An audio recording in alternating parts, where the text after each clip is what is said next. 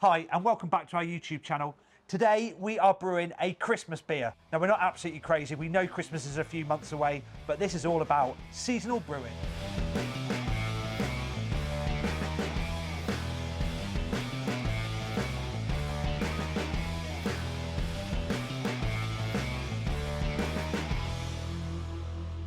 This was your crazy idea. Why are we brewing Christmas beers in May? Because I've never managed to do it before. I'm absolutely useless at planning. I never end up drinking the right beers at the right time of year because I just can't plan that way. I'm going to try and start that right now. That's why we're brewing our Christmas beers today. So Rob, you said this is going to be a regular thing? Yes, we are putting together a new playlist on our YouTube channel, actually to make sure that I'm brewing the right beers at the right time. But it'll also help our customers as well. Right, so it's basically your online diary on YouTube. Yeah, exactly that. Okay. Christmas beers then, Martin, what are you thinking?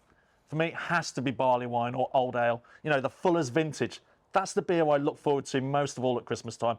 That kind of rummy, plummy, raisiny, thick 9–10% beer. Sit in front of a fire. Oh man, that's Christmas for me in a glass. Not something for mid-morning then? Definitely not. Okay, yeah, so I'm along the same lines. I want something big in alcohol, but I'm all about dark, big, imperial stouts, big porters, along those sort of lines. So Rob, we're both going to be brewing today. Tell me a little bit about the style of beer you're going to be brewing. I'm brewing a Baltic Porter. Oh. Now, Baltic Porter, it's along the same lines as like a robust porter, but it's actually a lager, which is actually why I'm brewing it now, because I want that maturation time. This is going to sit cold for months and months and months, so it's really, truly great when I'm drinking it over Christmas. What are you going for? Well, I mentioned it previously, Fuller's Vintage, so I've done a little bit of research. I've gone through some of the threads. There's not much out there in terms of what the recipe is. It includes DRC, which is always a winner. Yeah, it's a winner, yeah. So I got in touch with someone I know who used to work at Fuller's, and they kindly shared the recipe from when they brewed it at Fuller's. So I'm basing my recipe on Fuller's Vintage. Awesome. So we're looking at raisins and plum fruit and big alcohol. Beautiful malts in there from Simpson's, English hops, and then it's got a small amount of dry hop on there, and then it's just about time. Let's take a look at the recipes. Martin, your vintage ale. Okay, so let's go through it. It's about 7 kilos of malt. So the base being Best Pale from Simpson's. We've then got DRC, which is that beautiful roasty, yeah, and then the premium caramel. Now, Jim got me onto this. He said it's such a beautiful malt, so he says I should be going for that if I want Cara in there. The other thing I've then got in there is I'm using a Mangrove Jack's beer enhancer. The reason for this is it's primarily invert sugar, and this style of beer from Fuller's uses invert sugar, so it ticks that box. It's then mashing at 65, and the gravity should be around about 1090. So we're looking at a really big beer, but the use of the invert sugar, ultra fermentable, makes it drinkable. Yeah, yeah.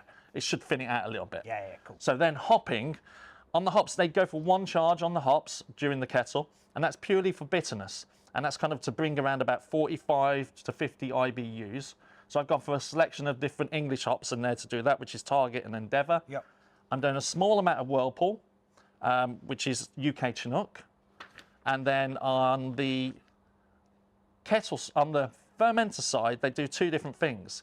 So they do a declaration hopping, which is literally taking half of the hops, adding them when you add your worts, and then the others are done at the end of fermentation. Nice, that's a really interesting hop schedule. Yeah, well, I'm going all British hops. Yeah, and I'm going with all British hops. So for those on the dry hop, I'm going with Harlequin and Cascade. So tell me about your recipe, Rob. All about the malt. It is massively about the malt, and that's where I'm deriving the big fruit flavours from. So there's just a tiny charge of Magnum at the start, and that's it for the hopping. So my fruit flavours, my real like stone fruit flavours, are coming from the dark malts that I'm using, but the base malt I'm using is Weimann Munich 1, and that makes up 58% of the base of the complete malt bill. So it's going to be really, it's a big beer with a big malt backbone. And then we start with the big fruit flavours, and that's going to be coming from the Special B from Dingman's. Nice. Yeah, it's like a stone fruit flavour that brings is really nice. Some dark crystal from Simpson's, and we're really layering on the flavours. We also got some chocolate malt in there, and that's from Crisp, and also some Carafa Special 3 from Weimann. Now that's the dehusked dark malt, so you can put a lot of it in without getting any acrid flavour. You get the roast, but without the acrid. So you avoid the astringency. So Rob, what yeast are you using on your brew? It's a lager. So I'm using the S189 from Saf Ale. It needs to be as clean as possible, so I don't want any esters coming from that. So I want the cleanest fermentation as possible. How about yourself? I'm going for London free. You know, it's got to be, if it's a Fuller's style beer, it's got to be a London yeast. So Martin, I see you're brewing on the G40 there. Yeah, it's my happy place. It's what I use at home. It's what I use here as much as I can. But the thing is this time, because I've got so much more, I'm pushing it to a different level. So I thought this is the tool for me to use this time. What have you got there? Yeah, this is something a little bit different. So Rob, what have you done here? Right, this is a complete experiment. I've not used this system. I've used parts of this system, but not it all together. So this is actually going to be not just a experimental brew, but an experimental system as well. We're quite looking forward to it. So the vessel, tell me what the vessel is. That is our 50-litre kettle with a 2 kilowatt element in it, connected to a pump. I'm basically doing a full volume brew in a bag. What's that on the side there on the arm? Well, it's a Grainfather controller. Why? Because it gives me everything, all the advantages of brewing on the Grainfather system, but really I've only bought the controller. So I'm connecting that Bluetooth to my phone with the Grainfather software. I can do step mashes, I can control the element, I can control the pump. So basically I've built a Grainfather using our kettle and a brew in a bag system. You mean a Frankenfather? Something like that, yeah. Yeah, I'm really excited to see how this goes. It works perfectly with our 2 kilowatt elements and it works perfectly with the pump. That's as much of the experimentation that I've done. So let's just see how it cracks on with the rest of the brew. It's going to be really exciting. It's actually really quite a ingenious little contraption you've come up with there. It gives me all the advantages, and I can even make it wireless if I need to, because I can connect it to a G-cast. Fantastic. I can't wait to see how you get on with this. Shall we get doughed in? Let's do it.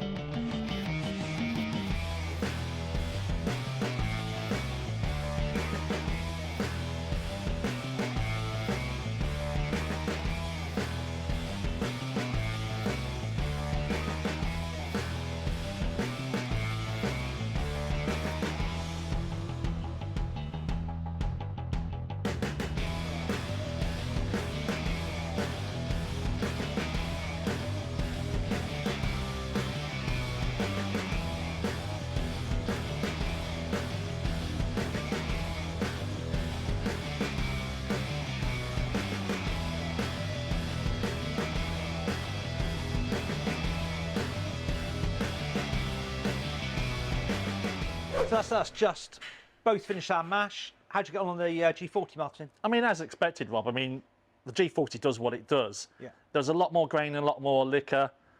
So that kind of added a little bit of complexity to it in terms of the sparge, getting the sparge through. Otherwise, just as I expected.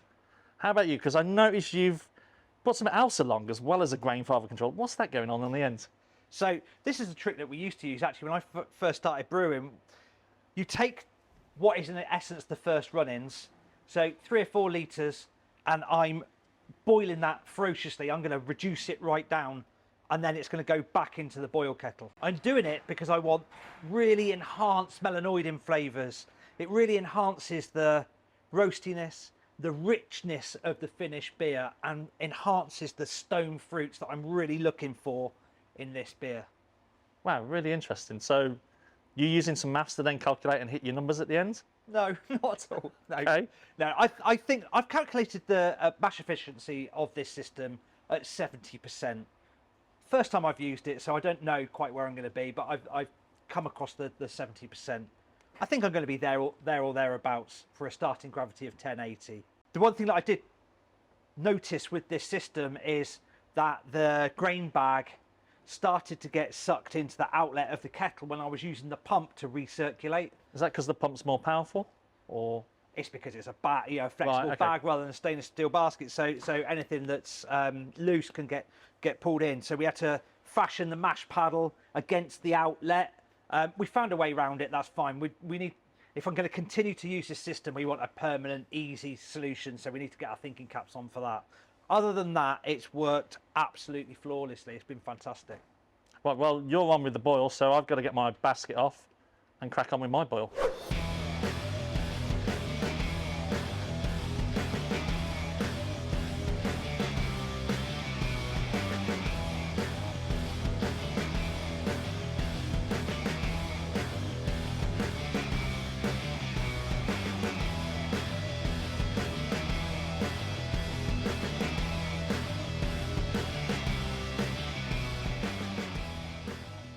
So Rob, that's it. I'm almost done. How did your brew day go? I'm absolutely delighted. It was really, really good. For a first brew on a new setup, yeah, it went really, really well. The Grainfather controller controls both the pump and the element just brilliantly. Really pleased. So is it better than a Grainfather?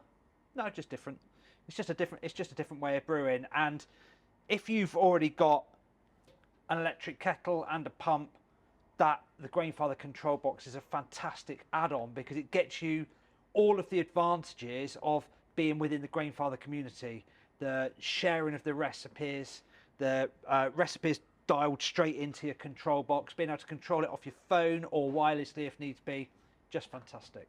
And I guess you've also got a bigger vessel than if you were using, say, a G30, which that comes from. Yeah, exactly that. And that is controllable within the app as well. So you can play with the parameters of the size of vessel that you're brewing with in the app. It's a really, really clever use of that control box. I will say, when I was going in, it lost 2 degrees.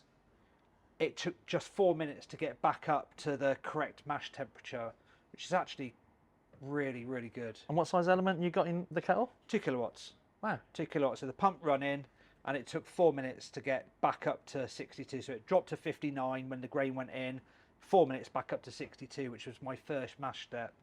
And then doing the steps all the way through, it just does it automatically like it would do in a Grainfather. So it's fantastic.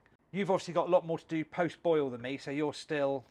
Yeah, I mean, I'm on Whirlpool at the moment. It's got 10 more minutes to go.